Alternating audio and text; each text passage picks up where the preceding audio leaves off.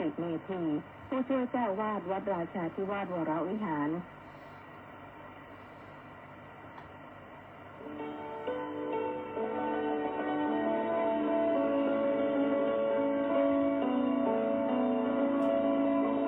ได้เวลามาฟังพุทธานุภาพเพื่อรับทราบพุทธธรรมคำสั่งสอนเสริมมงคลให้ชีวิตก่อนหลับนอนรอพักผ่อนสุขสบายกายใจเทิน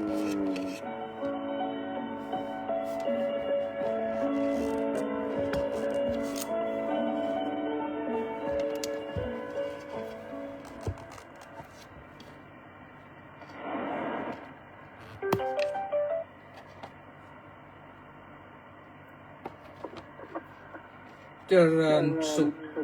เจริญพรท่านสาธุชนทุกท่านก็ขอนำท่านทั้งหลายเข้าสู่วาระการเข้าเฝ้าพระพุทธเจ้านะว่ากันก่อนอะระหังสัมมาสัมพุทโธภควาบุตถังภะวันตังอภิวาเดมิสวากขาโตภควตาธัมโมธัมมังนัมมัสสามิสุปฏิปันโนภควโตสาวกสังโฆสังฆังนะมามิเอาละเข้าเฝ้าพระพุทธเจ้าพระธรรมและพระสงฆ์กันแล้วต่อไปก็จะได้ฟังธรรมก็แจ้งกันก่อนว่าฟังรายการนี้คือรายการพุทธานุภาพนี่ได้ทางวิทยุ3 4 5 คลื่นแล้วก็ทาง Facebook ไลฟ์ที่กิตติเมธีวันนี้ก็มาพบกันที่วันอะไรแล้วล่ะเนี่ยวันจันทร์นะที่17 มีนาคมพระพุทธศักราช2568แรม4 ค่ำเดือน4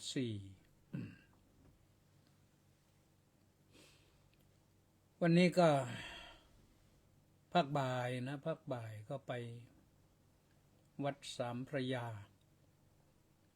ตรวจข้อสอบบาลีสนามหลวงทีนี้ท่านแม่กองบาลีท่านให้ตรวจประโยค9ปีนี้ตั้งแต่เมื่อวานซืนนั่นแหละวันนี้วันที่3แล้วก็เลยนั่งตรวจร่วมโต๊ะกับพระเดชพระคุณพระพรหมดิลกเจ้าอาวาสวัดสามพระยาและพระเดชพระคุณพระพรหมวชิระเมธี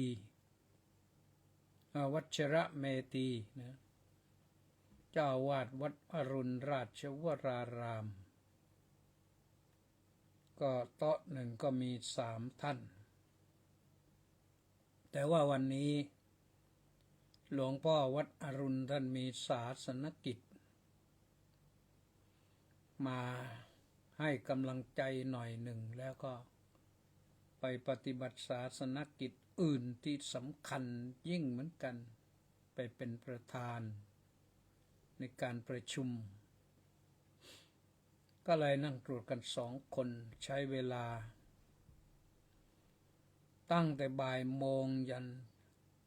เกือบ5 โมงเย็นนะก็ไปนั่งก่อนนะรวมก็แล้วนั่งที่นั่นก็ประมาณ5 ชั่วโมงเสร็จแล้วก็ได้กลับวัด เมื่อประมาณ5 โมงเย็นนะก็ได้กลับวัดทำหน้าที่งานศาสนกิจงานการศึกษาก็มีคนจำเพาะที่ตรวจได้ท่านนิมนต์เฉพาะประโยค9ประเรียนธรรม9ประโยคทั้งหมดเลยเป็นกรรมการตรวจนี่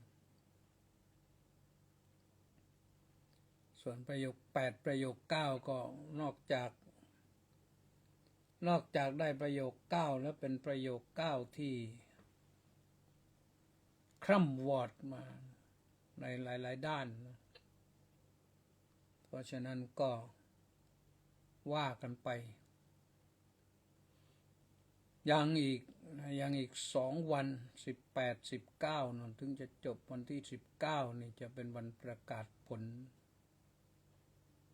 เฉพาะปท7ปท8ปท9ประกาศผลที่วัดสามพระยานั่นแหละในสนามตรวจข้อสอบเลยส่วนว่าประโยค1 2ประโยค3 4 5 6ก็ต้องไปประกาศที่วัดปากน้ำภาษีเจริญต้องไปขึ้นป้ายขึ้นบอร์ดแต่รู้สึกว่าเดี๋ยวนี้ท่านก็จะขึ้นไปทางอินเทอร์เน็ตแล้วนะแต่การสอบบาลีนี่ไปดูถึงสนามเนี่ยก็มันมีความสุขนะคนที่ได้เนี่ยกว่าจะได้นี่ก็เหนื่อยอยู่ทีนี้วันนี้นี่ที่วัดราชาธิวาสวิหารก็เตรียมอะไรต่อมีอะไรเยอะโดยเฉพาะอย่างยิ่งเตรียมรับพระราชาคณะใหม่ที่วัดราชาธิวาสได้รับวัดราชาธิวาสวิหารได้รับพระมหากรุณาธิคุณโปรดเกล้าแต่งตั้งท่านพระครูประหลัด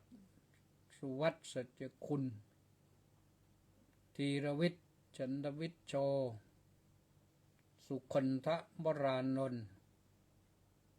ผู้ช่วยเจ้าอาวาสวัดราชาธิวาสวิหารแล้วก็เป็น รองอธิการบดีมหาวิทยาลัยมหามกุฏราชวิทยาลัยฝ่ายอะไรไม่รู้ไปการประชาสัมพันธ์องค์กรหรืออะไรเนี่ยอาตมาก็จำได้ไม่ถนัดเขาตั้งขึ้นใหม่ตำแหน่งนี้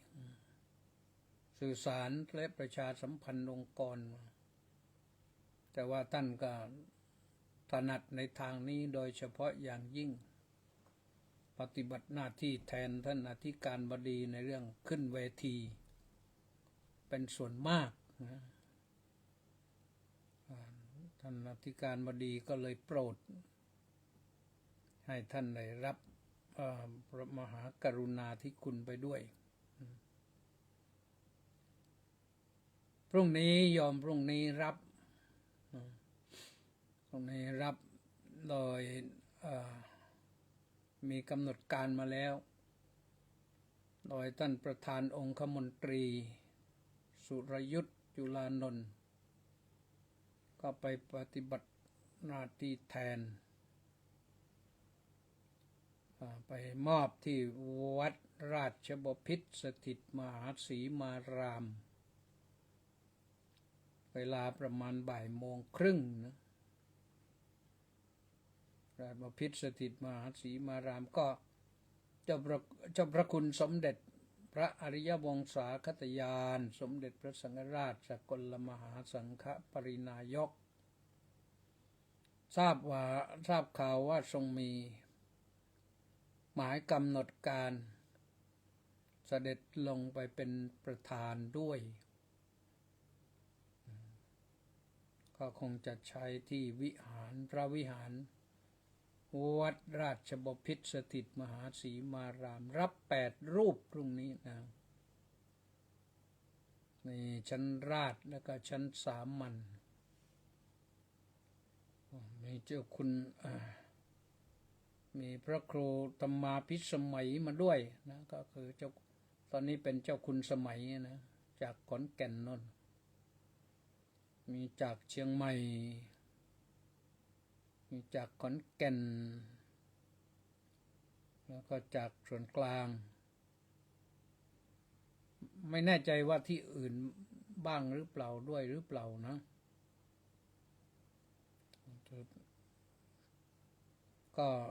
ก็ท่านก็ได้ไปรับกันแล้วเตรียมพร้อมกันตอนนี้เตรียมพร้อม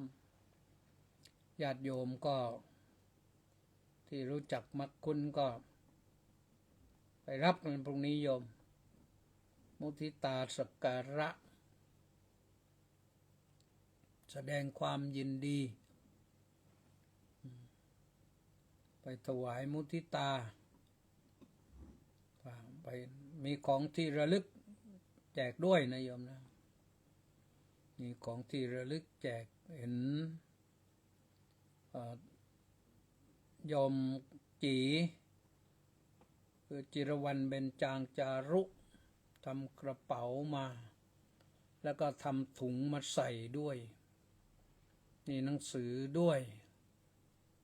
มีพระด้วยเป็นพระเครื่องนะท่านเจ้าคุณพระเทพสิริวชิระเมธีเจ้าคณะภาค16นครศรีธรรมราชได้มอบพระเหรียญพระเครื่องนะใครสนใจก็ไปรับนะแล้วที่วัดก็มีแต่โน้นนะท่านจะไปได้รับก็ประมาณสักบ่ายโมงครึ่งจะกลับมาถึงวัดก็น่าจะบ่าย3 โมงอาตมาภาพเองนี่ก็ได้รับหมายให้ไปเจริญพระพุทธมนต์ไม่ใช่เจริญพระพุทธมนต์เจริญชัยมงคลคาถาเวลารับเวลามอบก็เจริญชัยมงคลคาถาก็คือสวดชยันโตให้พร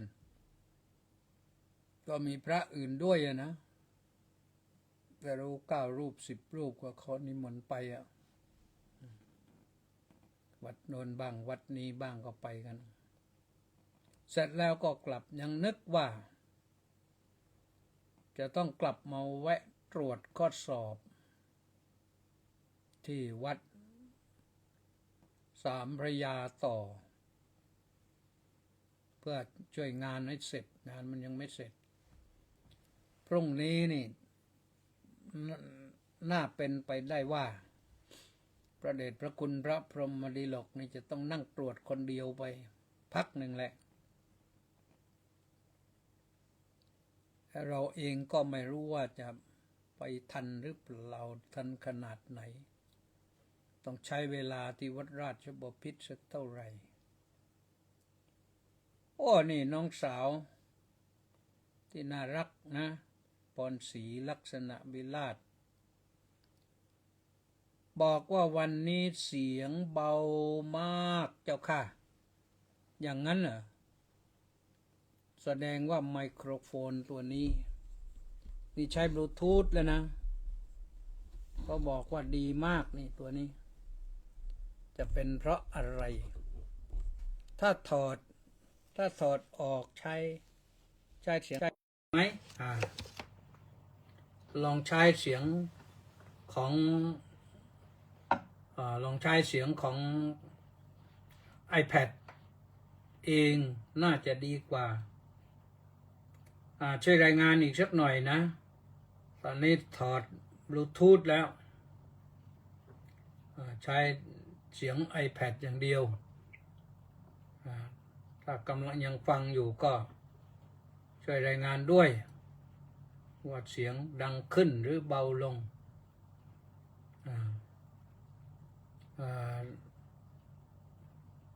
ก็ยังไม่มีใครบอกมานะใครฟังอยู่ช่วยบอกด้วยนะช่วยคอมเมนต์ด้วย เสียงหนักขึ้นหรือเบาลงอย่างไงก็วันพรุ่งนี้นี่นะเวลาที่โอเคแล้วเจ้าข้าชัดเจนแสดงว่าตัวนี้ใช้การไม่ได้ใช้เสียงของ iPad ดีกว่าต้องถอดออกนะโอเคแล้วเจ้าค่ะชัดเจนดีญาติโยมฟังที่อื่นเป็นไงบ้างนี่เสียงจากนครศรีธรรมราชนะบ้านห้วยน้ำเย็นที่นั่นน้ำเย็นนะสมัยโบราณนะเดี๋ยวนี้ไม่มีน้ำเย็นแล้วน้ำต้องเป็นน้ำบ่อต้องน้ำประปาถึงแล้วยังไม่รู้เนี่ยนัดสังสีก็บอกว่าเสียงชัดเจนมากค่ะสาธุนัดสังสีบุรัมพฤกษ์บอกว่าเสียงชัดเจนบินคิมก็บอกว่าเสียงชัดเจนครับผมสาธุเป็นอันว่าใช้ตัวนี้ดีกว่านนไม่ต้องใช้เขาบอกว่าเสียงโน้นมันดีกว่าเราก็เลยเอามาใช้เครื่องหนึ่งก็หลายตังค์เดี๋ยวต้องเอาไปเลี้ยงปลาดุกจะดีกว่านะในคูน้ำหนึ่งก็นะวันพรุ่งนี้ก็มีเรื่องที่เชิญชวนอาตมาคิดงานอยู่เรื่องว่าอยากจะชวนท่านผู้เบื่อโลกกันนะมันบรรดาคนบรรพบุรุษทั้งหลายนี่อยู่โลกนี่เบื่อโลกนี่ที่อายุ50 อัพมาบวชอาตมาภาพเองจะเป็นอุปชาให้ถ้ามาก็รับสัก5 คนไม่มากนะจัดปรารภชีวิตตนเองนะแต่ว่าวันที่2นี่ก็เป็นวันพระราชสมภพของพระสมเด็จพระกนิษฐาธิราชเจ้าถ้าเราปรารภตอนนั้นก็เรียกว่าเป็นมงคลของเราเชิญชวนนะ50 ถึง 60 ถึง 65นี่อยากได้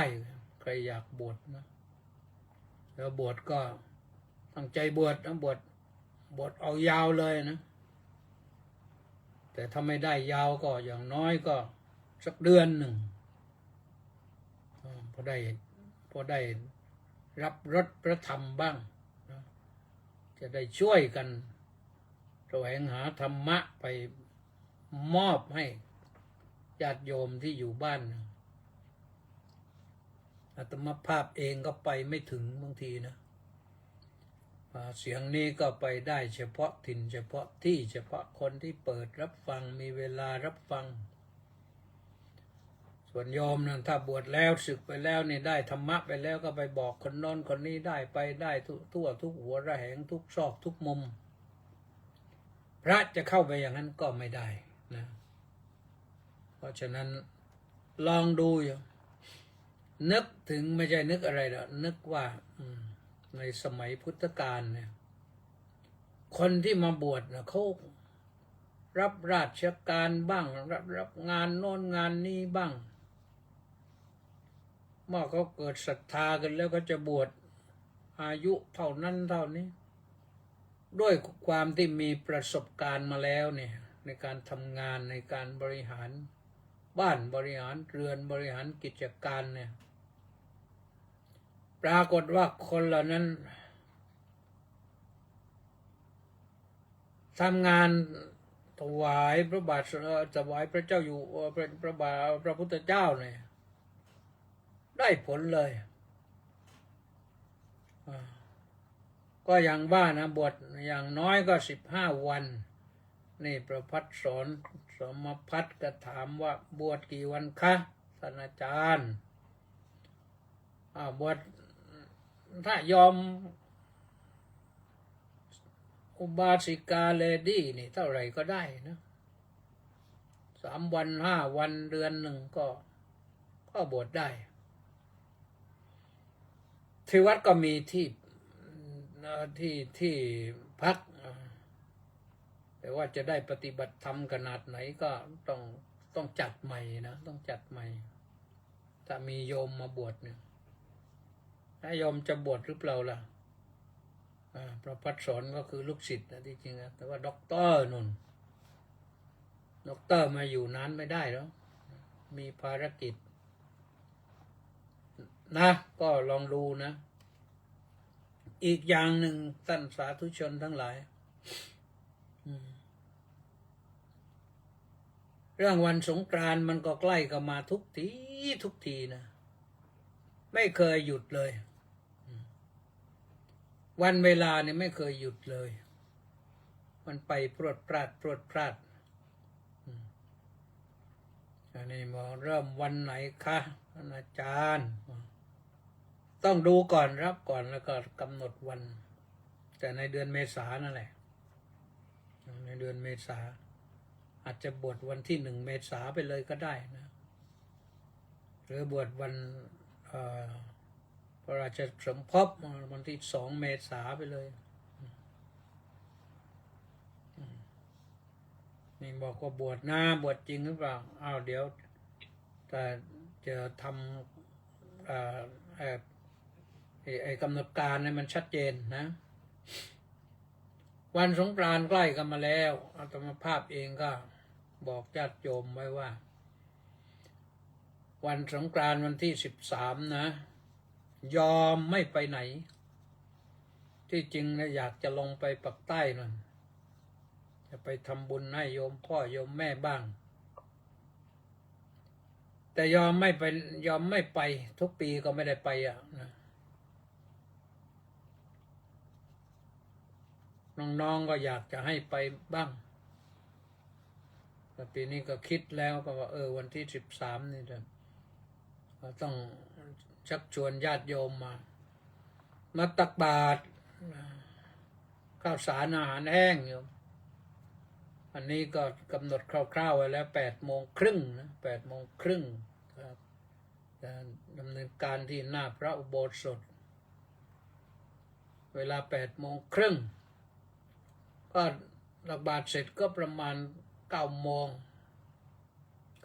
ก็มูฟไปที่ศาลาการประเรียนไปถึงศาลาการประเรียนก็จัดพิธีมัตติกาบังสุกุลอัฐิหรือกระดูกของคุณพ่อคุณแม่คุณปู่คุณย่าคุณตาคุณยายที่เราเอาไปทำบุญนะทำบุญอุทิศให้ท่านก็คิดว่าประมาณสักตรงนั้นก็30 นาทีแหละกว่าจะจัดเสร็จพระก็จะได้สวดมัตติกาบังสุกุลมัตติกาบังสุกุลเสร็จก็กรวดน้ำทีหนึ่งยะถาวาริวหากรวดน้ำอุทิศส่วนบุญส่วนกุศลให้บุพการีชนที่เราหมายมั่นปั้นมือว่าเราจะทำบุญให้ท่านต่อจากนั้นญาติโยมก็จะได้ประกอบพิธีถวายสังฆทาน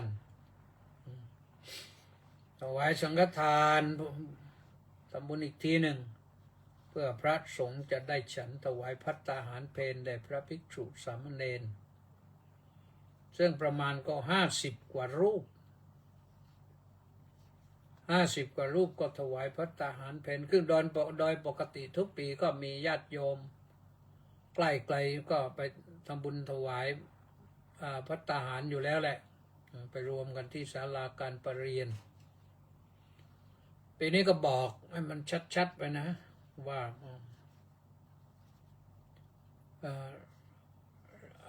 เอากันว่าเดี๋ยวจะได้ถวายภัตตาหารเพลแล้ว เอาอย่างนี้ดีกว่าพอถวายเสร็จพระรับเสร็จก็ให้ยถากรวดน้ำอีกทีหนึ่งกรวดน้ำอีกทีหนึ่งอันนี้กรวดน้ำในฐานะที่ถวายทาน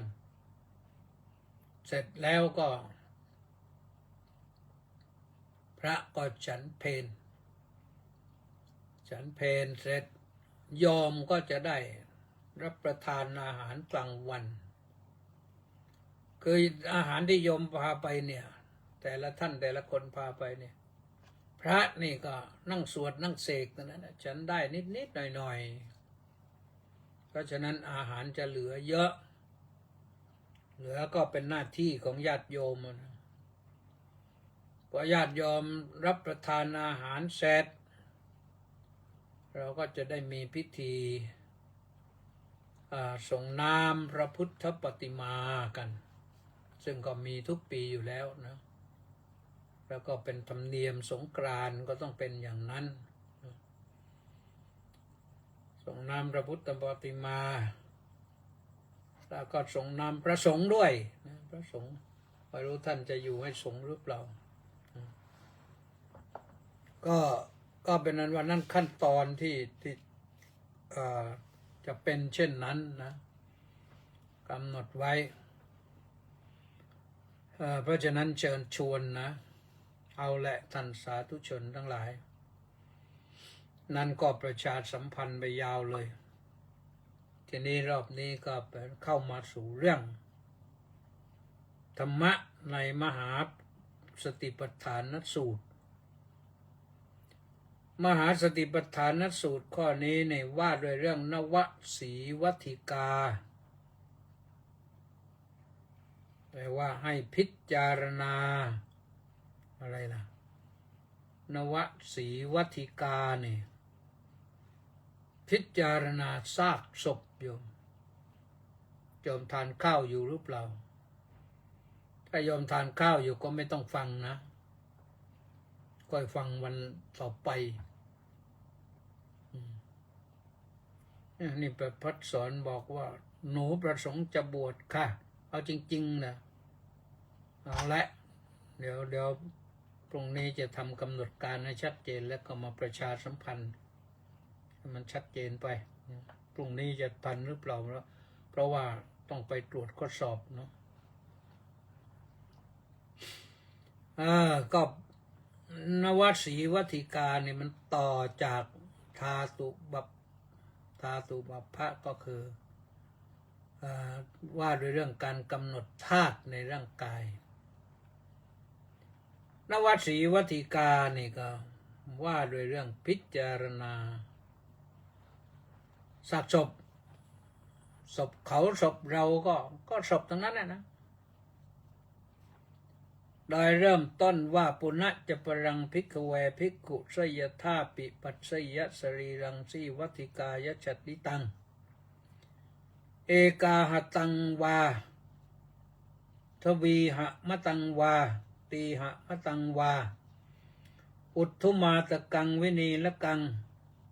วิปุพกังวิปุพกะชาตังเอาแค่นี้ก่อน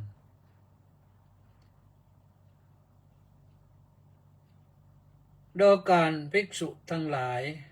ยังมีข้ออื่นอยู่อีกนะเหมือนอย่างว่า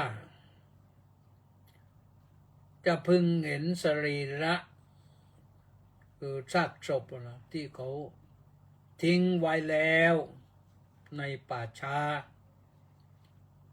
ตายแล้ววันหนึ่งหรือตายแล้ว2 วันหรือตายแล้ว3 วันอันพองขึ้นมี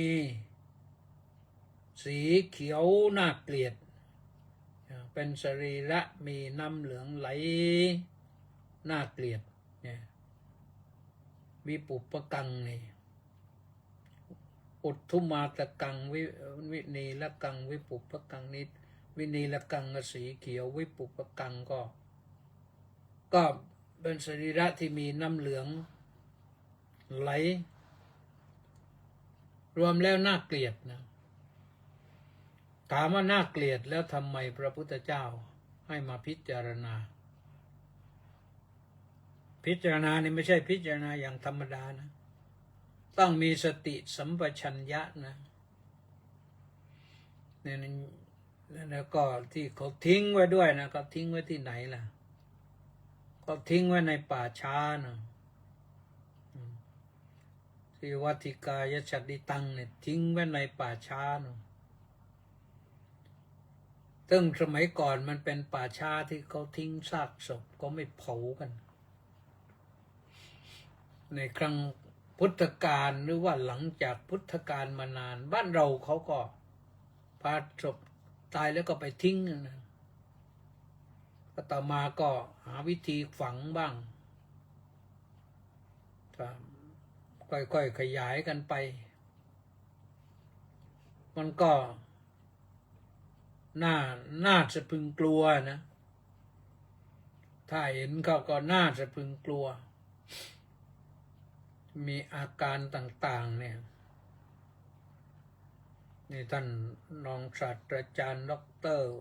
สุวินทร์รักษัตริย์บอกว่ากราบนมัสการครับสาธุสาธุนะสุเทพสุวีรังกูลก็บอกว่าสาธุสาธุสาธุนี่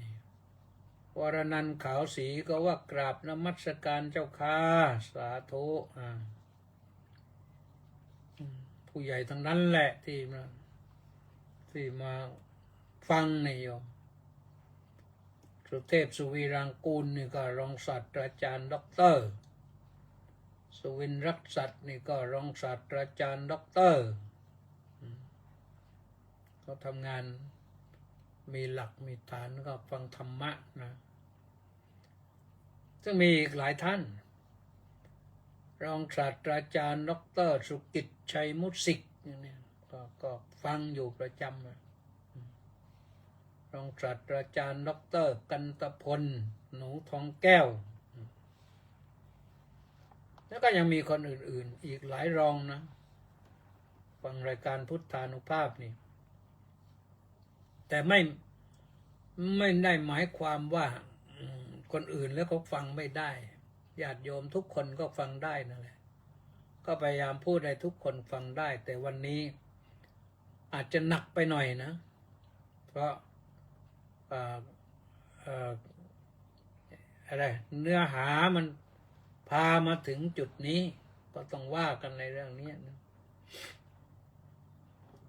ลองนึกภาพดูว่าคนที่ตายแล้ว2 วัน3 วันก็ร่างกายถ้าไม่ได้เผาไม่ได้ฝัง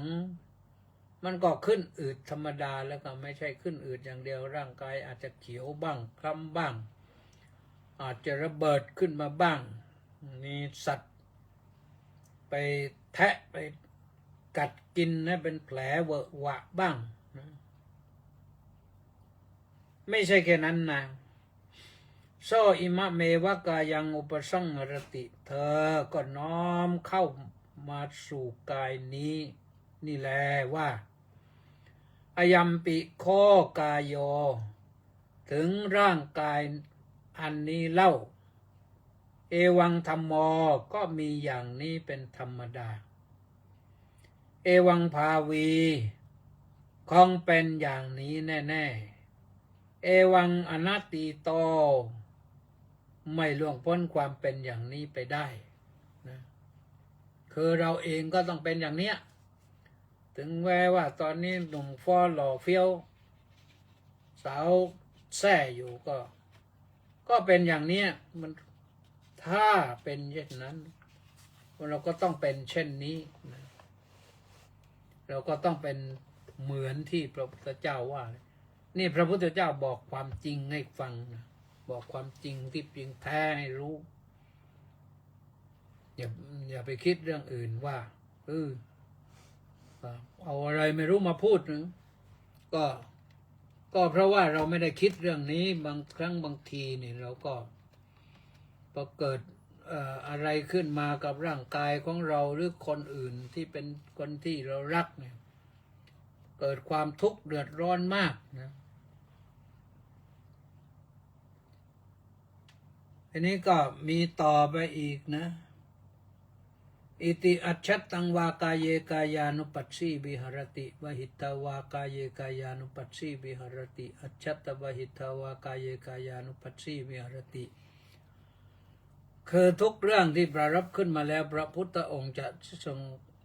ให้บทสรุปว่าในที่สุดและร่างกายนี้มันเป็นเช่นนั้นแหละแต่เราต้องพิจารณากายทั้งภายในทั้งภายนอกให้เห็นว่ามันเป็นเช่นนี้แหละเหมือนกันแหละไม่มีอย่างอื่นหรอกไม่มีกายใครหรอกการที่บำรุงกายวันละพันวันละหมื่นวันหนึ่งก็ต้องเป็นเช่นนี้แหละทั้งภายในภายนอกนี่หรือสมุทัยธรรมานุปัสสีวากายัสมิงวิหรติวยธรรมานุปัสสีวากายัสมิงวิหรติสมุทัยวยธรรมานุปัสสีวากายัสมิงวิหรติก็พิจารณาเห็นธรรมดาคือความเกิดขึ้นในกายบ้างพิจารณาเห็นธรรมดาความดับไปในกายบ้างเห็นทั้งความเกิดทั้งความดับในกายนี้บ้างนะแล้วก็สรุปอีกทีหนึ่งว่าอธิกายโยติวาปนัสสะสติปัจจุปฏิตาโหติเป็นต้นก็หรือสติว่ากายมีอยู่เข้าไปตั้งอยู่เฉพาะหน้าแก่เธอนั้นแต่เพียงสักว่าเป็นที่รู้แต่เพียงสักว่าเป็นที่อาศัยระลึกเธอย่อมไม่ติดอยู่ด้วยย่อมไม่ยึดถืออะไร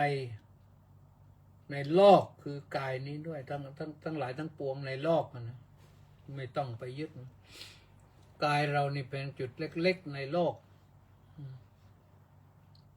ต้องทำใจให้ได้ว่าถ้าเราพิจารณาอยู่อย่างนี้เนี่ยมีสติอย่างนี้มีสัมปชัญญะอย่างนี้เนี่ย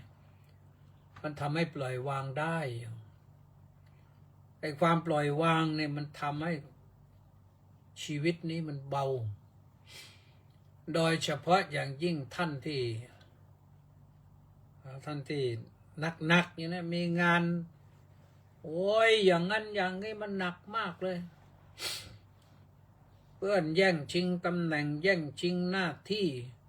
หรือเพื่อนอิจฉาริษยาหรือว่าเราเองทำพัฒนาไม่ทันเขาอะไรต่างๆเนี่ยมันธรรมดามันอยู่เนี่ยนะร่างกายมันก็ได้แค่นั้นคนเราจะให้มีศักยภาพมีความสามารถเท่ากันมันไม่ได้มันเป็นเรื่องธรรมดา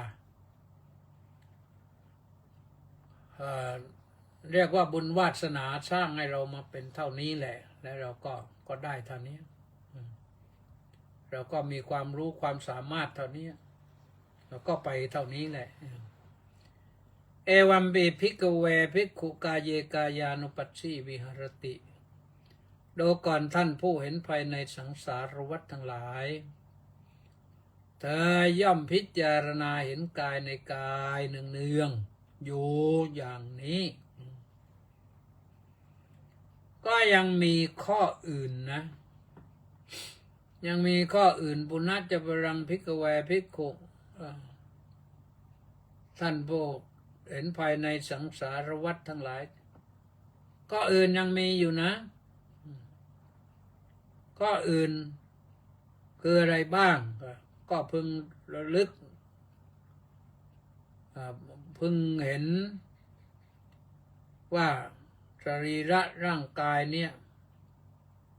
ที่มันเป็นซากศพแล้วนะที่เขาทิ้งไว้ในป่าช้าบ้างฝูงกาจิกกินอยู่บ้างฝูงอีแรงมาจิกกินอยู่บ้างฝูงนกตะกรมมาจิกกินอยู่บ้างฝูงสุนัขป่ามากัดกินอยู่บ้างสุนัขจิ้งจอกมากัดกินอยู่บ้างหมูสัตว์ตัวเล็กๆต่างๆกัดกินอยู่บ้าง ก็ไปถึงนอนนั่นแหละเธอก็น้อมเข้ามาสู่กายนี้นี่แหละว่าถึงร่างกายของเรานี้ก็เหมือนกันแหละนะเมื่อถึงวันนั้นนะเมื่อถึงวันนั้นก็เป็นเช่นนั้นแม้ไม่ถึงเราก็เจ็บก็ป่วยก็อะไรสารพัดอยู่เนี่ยน้อมเข้ามาในกายนี้นี่แหละว่าถึงร่างกายอันนี้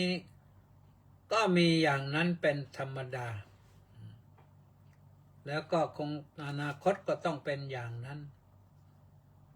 ไม่ล่วงความเป็นอย่างนั้นไปได้มันต้องเป็นอย่างนั้นนะไม่ล่วงเลยไปได้ต้องเป็นมันไม่มีอะไรที่ให้เพี้ยนไปถ้าเป็นร่างกายมนุษย์เว้นแต่ร่างกายนั้นเป็นร่างกายเทพบุตรเทพธิดาจะไม่ต้องเปื่อยต้องเน่าเทพบุตรเทพธิดานะสิ้นอายุร่างกายก็สลายไปหมดได้มาเกิดเป็นมนุษย์หรือเป็นสัตว์อื่นก็สุดแล้วแต่พิจารณาทั้งภายในทั้งภายนอกแล้วก็เห็นความเกิดขึ้นความดับไปทั้งเกิดทั้งดับแล้วก็ความสิ้นไปเสื่อมไปเป็นเรื่องธรรมดาธรรมดาพิจารณาให้เห็นจริงๆเวลาเราสุขเรานึกไม่ได้หรอกอย่างนี้นะแต่ว่าเวลาเราทุกข์เนี่ยเราทุกข์นะเวลาเราทุกข์มาคิดออกนะอย่างนี้เราเห็นสภาพอย่างนี้หรือไม่ถึงอย่างนั้นก็เราไปโรงพยาบาลนะจะไปสักว่าไปนะไปโรงพยาบาลไปเห็นคนเจ็บคนป่วยนะนั่งหน้าสมเพชเวทนานะแต่มาไปโรงพยาบาลแต่ละครั้งนี่สงสารคนนะไปนั่งโอ้ยมันทุกข์ยากลำบากจริงๆก็ไม่รู้จะช่วยอย่างไรนะก็ได้แต่เห็นนะถ้าเข้าไปทักทายก็ทักทายคนที่ทักทายได้นะดูตามสักคำถ้าเขาพูดว่าอย่างไรก็พอว่ากันได้ก็ว่ากันไปนะคุยกันได้ก็ว่ากันไปถ้าไม่งั้นก็ต้องผ่านนะเพราะเขาทุกข์อยู่แล้วเขาไม่อยากคุยกับเราก็ถือว่าเขายังทำใจไม่ได้นะนั่นแหละเราว่าไปอีกเรื่องหนึ่งพิจารณากายนะยังมีอีกข้อหนึ่งต้องแสดงว่าสยธาปิปัสสยชรีรังชีวติกายชดิตังเหมือนกับว่าจะพึงเห็นสรีระหรือซากศพที่เขาทิ้งไว้แล้วในป่าช้าตอนนี้เป็นร่างกระดูกนะอัฐิสังคลิกังนะเนื้อเปื่อยหมดแล้วยังส่งกลิ่นอยู่นะเห็นเป็นร่างกระดูกยังมีเนื้อมีเลือดอยู่บ้างเล็กๆน้อยๆมีเส้นเอ็นรึงรัดอยู่ก็พิจารณากายของเราว่าเนี่ยแม้แต่ตอนนี้ถ้าเรานั่งหลับตานึกภาพไปนะว่าในร่างกายของเรามันมีเส้นเอ็นนะไปอย่างเนี้ยแล้วมันจะมีอะไรวิเศษวิโสทุกคนเหมือนกันมีอย่างนี้เป็นธรรมดาไม่สามารถเป็นอย่างอื่นไปได้ทั้งภายในทั้งภายนอกมีเกิดมีเสื่อมเป็นเรื่องธรรมดานะเพราะฉะนั้นถ้าเราเข้าใจเช่นอย่างนี้เราก็ปลงได้ทำให้สุขสบายใจได้นะร่างกายนี้มันมีสภาพเป็นอย่างนี้ปรากฏเป็นอย่างนี้ไม่ถ้าเราปล่อยวางได้เนี่ยอนิจสิโตจวิหรติย่อมไม่ติดอยู่ด้วยย่อมไม่ยึดถืออะไรในโลกด้วยนะคือเบาทีนี้เบาส่วนอีกข้อหนึ่ง ก็ว่าสยธาปิปัสสยะสรีรังสีวัติกายะชดิตังนิพพิจารณาเรื่องนี้เหมือนกัน เหมือนอย่างว่าจะพึงเห็นสรีระคือซากศพที่เขาทิ้งไว้แล้วในป่าช้าเป็นร่างกระดูกทีนี้เอ็นหายไปแล้วแต่ว่ายังเปื้อนเลือดอยู่นะตรงนี้ยังเปื้อนเลือดอยู่ปราศจากเนื้อแล้วนะยังมีเส้นเอ็นรึงรัดอยู่ใครจะไปหยิบก็ต้องนอนนะพวกตรวจพิสูจน์หลักฐานอะไรแบบนั้นร่างกายเราสักพักหนึ่งก็ต้องเป็นอย่างนั้นดีหน่อยว่าในยุคปัจจุบันนี่มีเตาเผาพรึบเดียวหมดเลยพรึบเดียวหมดเลยเราไม่สามารถล่วงพ้นความเป็นอย่างนั้นไปได้การเผาก็ไม่กี่ชั่วโมงก็เหลือแต่กระดูกเพราะใช้ไฟแรงสูงมากก็เป็นเรื่องธรรมดานะมีเกิดมีดับมีลักษณะเป็นอย่างนี้พิจารณาภายในภายนอกให้เห็นความเป็นจริงไม่มีอะไรที่จะเหนือความเป็นจริงนี้ไปได้เพราะฉะนั้นท่านสาธุชนทั้งหลายวันนี้นี่อาตมาก็ไม่เอาลงไปลึกๆเนี่ยนะแต่ว่าเอาจากตัวหนังสือมาอ่านให้ฟังก็แถมไปนิดเท่านั้นนะเพื่อให้เห็นว่าสิ่งที่พระพุทธเจ้าสอนนั้นแม้แต่พระองค์เป็นพระกษัตริย์เป็นพระราชกุมารออกประนวดค้นพบอย่างนี้เห็นความเป็นอนิจจังทุกขังอนัตตาแล้วก็เห็นสภาพความเป็นอย่างนี้แล้วก็เอามาบอกให้เราทั้งหลายได้รู้กันว่าแท้จริงแล้วมันเป็นอย่างนี้แหละเพื่อจะได้ดำเนินชีวิตไปให้สุขสบายอย่าให้ต้องทุกข์ยากลำบากเหนื่อยยากลำบากกายใจมันเหนื่อยยากเพราะสู้งานนี่พอแล้วนะเราเหนื่อยยากเฉพาะสู้งานนี่พอแล้วประทังชีวิตพอแล้วถ้าไปเหนื่อยยากกับไปเรื่องการหวงอะไรในร่างกายแม้แต่นอนบนเตียงผู้ป่วยลุกไม่ไหวแล้วก็ยังห่วงอยู่อย่างนี้มันปลงไม่ตกนะปลงไม่ตกมันลำบากนะก็เอาฝากไว้เท่านี้พิจารณาดูนะโยมเอาอ่านใหม่พระครูสุนทรศีลคุณวัดหัวก่อรุ่งปากพนังมาก่อนใครนั่นวันนี้สาธุครับสมศรีลักษณะบิลาศก็กราบนมัสการสาธุเจ้าข้าไปสารรัตนบงกุลกราบนมัสการครับแวงซิกหุนขอนมัสการพระเดชพระคุณท่านเจ้าคุณด้วยความเคารพครับสาธุมณีแสงจันทร์น้อมกราบนมัสการสาธุเจ้าค่ะแล้วก็ใครอีกวัดป่าบรรเนินสุโขทัยน้อมกราบนมัสการถวายความน้อมกราบถวายความเคารพพระเดชพระคุณครับพร้อมสาธุพรศรีลักษณะบิลาศน้อมกราบนมัสการสาธุเจ้าค่ะสาธุสุมาลักษมีดวงสมสารน้อมกราบเจ้าค่ะสาธุเบนคิมบอกว่ากราบนมัสการพระเดชพระคุณท่านเจ้าคุณอาจารย์ด้วยความเคารพอย่างสูงยิ่งกระพร้อมสาธุพรศรีบอกว่าวันนี้เสียงเบามากเจ้าค่ะแก้แล้วนะนัดสังสีบุรัมพฤกษ์บอกว่ากราบนมัสการท่านเจ้าค่ะเสียงชัดเจนขอให้ท่านสุขภาพแข็งแรงค่ะสาธุขอให้ปิ้งนะสบายพรศรีลักษณะวิราชบอกว่าโอเคแล้วค่ะชัดเจนสาธุเบ บินคิมก็บอกว่าเสียงชัดเจนครับสาธุนัดสังสีบรมพฤกษ์ก็ว่าเสียงชัดเจนมากค่ะสาธุ